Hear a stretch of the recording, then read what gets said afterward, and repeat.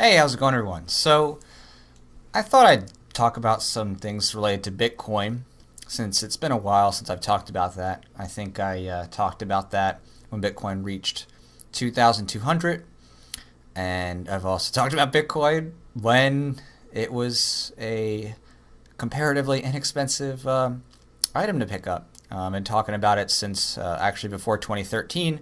But those of you who've been on this channel can go back and see videos of me talking about it, 3 years ago.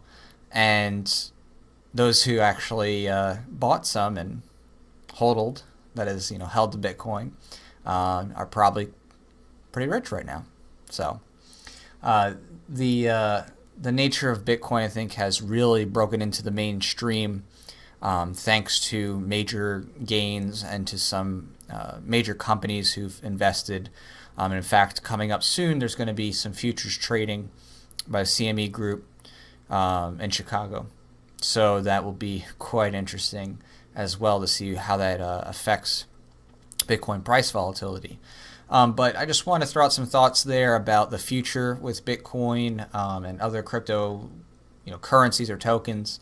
Just food for thought for you, since if you've been following here, I like to give a couple hints about the future, before things happen.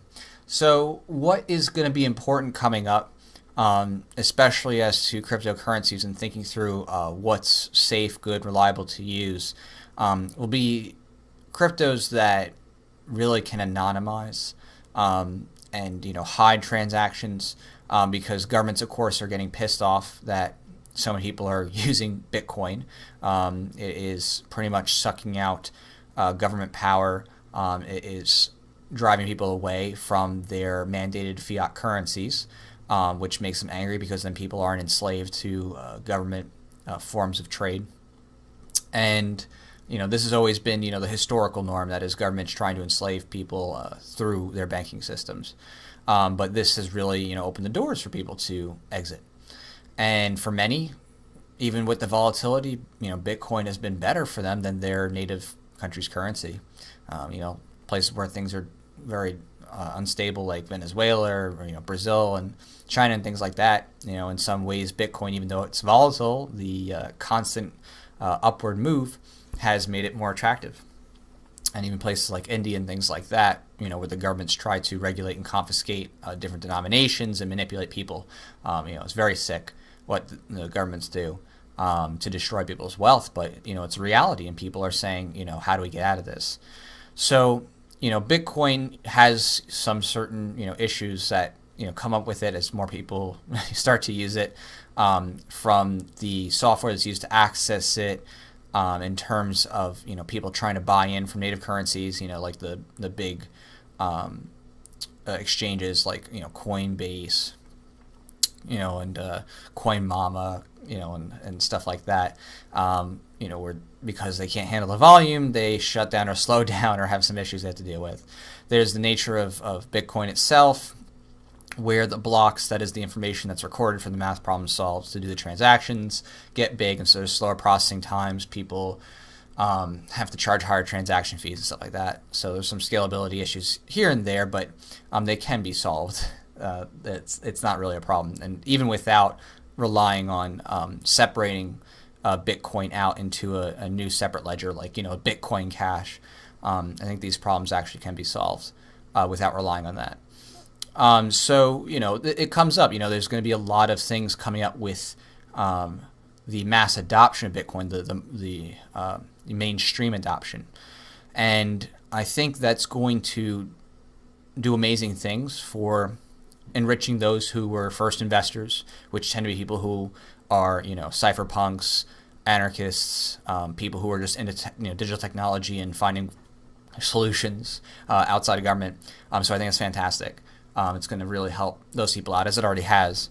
And I think that with that in mind, if you're just kind of on the mainstream, thinking, how do I get into this? You may not be a programmer, you may not be someone who's extremely tech savvy, but you're like, what could I do, or what could I put into or consider for the future?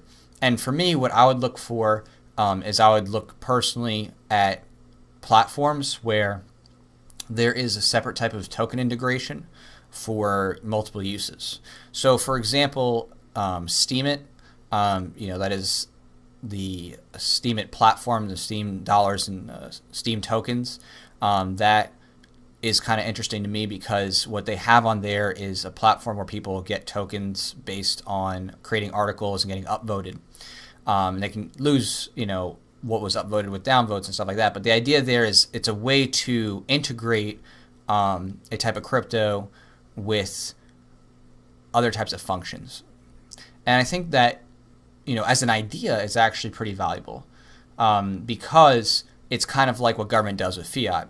Government, is very wasteful and inefficient and does horrible things, but technically, even though it's mandating money, there is some service or benefit that represents that demanded value of taxes, whether it's security or course or this or that. And of course, it's not good, and it's very crappy compared to what market measures do. But it's something, right? It's something that technically does have a market demand already. There's a real market demand. It's just provided at a much lower quality, and of course, with much other greater wastes and debts, as the government's over 20 trillion debt.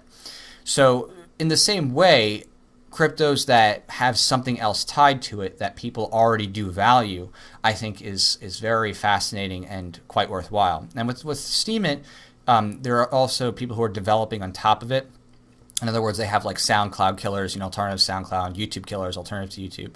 And I think it's possible that if someone created a Facebook killer to build on top of that platform, that could be a huge incentive for people to flock out of Facebook, because if you can get upvotes and get, token value for, social media, that's a big deal.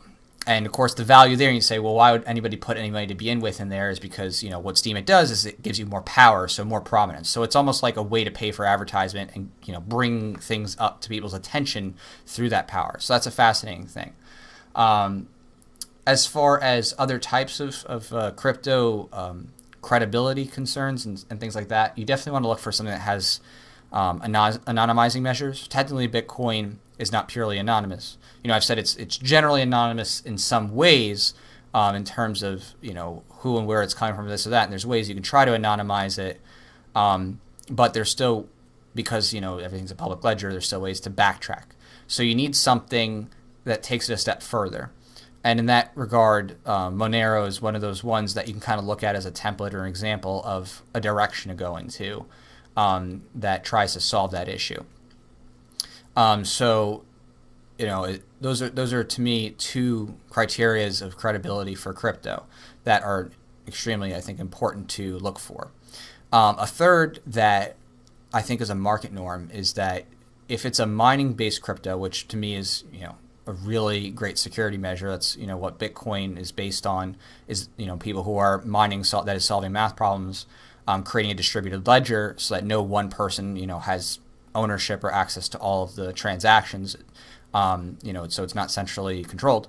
I think that if you are looking for a crypto solution that is going to make good use of that, you want to make sure that miners are getting rewarded. And here's why. It costs electricity and equipment to perform the mining. So if you don't have a way for people to get rewarded for providing their equipment, their electricity, their wear and tear, that's really not a good incentive.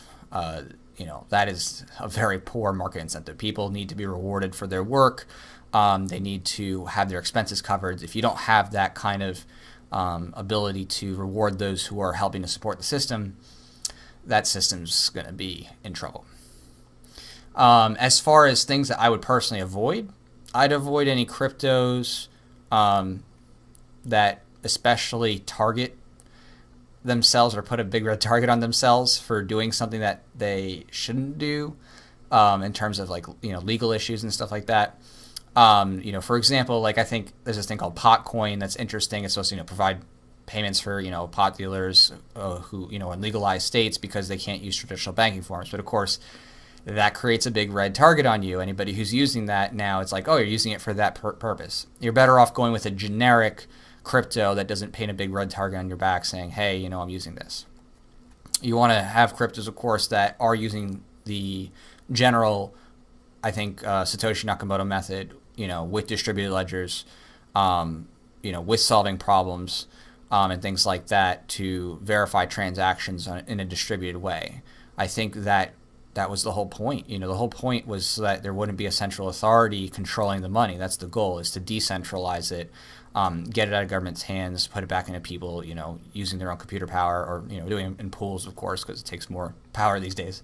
But I think, if you're going to look for a crypto to, watch, that's a big deal, making sure it follows that methodology for success and security against, a unified central authority. So, with that in mind, I'm just excitedly watching everything as far as Bitcoin, Ethereum, Litecoin goes.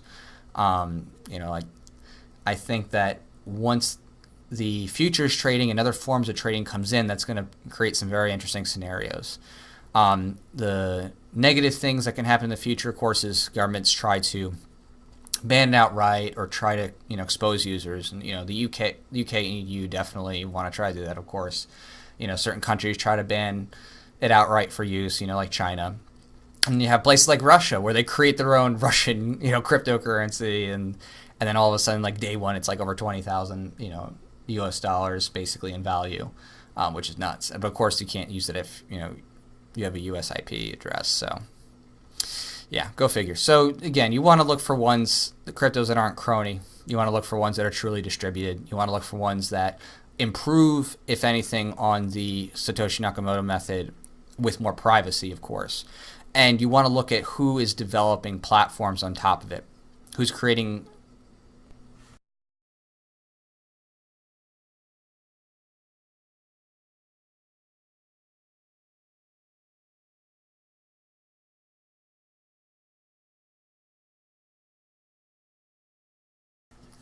Oh, sorry, just froze there for a second. But again, you want to see who's creating other types of value that can be attached with that crypto, which is an interesting model to look at with Steem.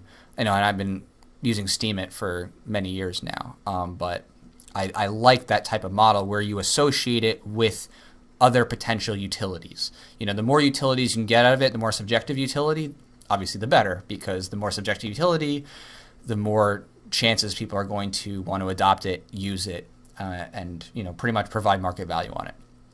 All right, I hope that all came out at the end fine, because for some reason my software paused for half a second there, maybe 20 seconds. But otherwise, I'll talk to y'all later.